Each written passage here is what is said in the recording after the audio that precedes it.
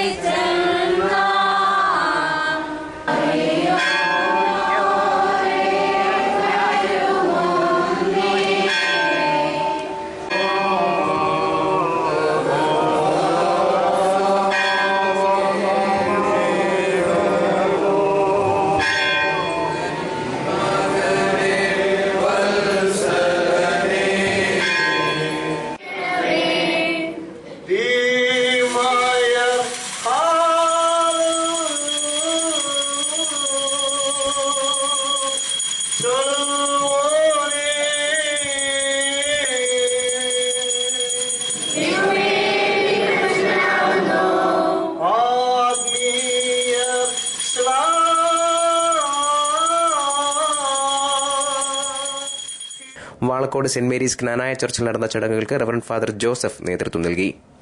News bureau, Punalur.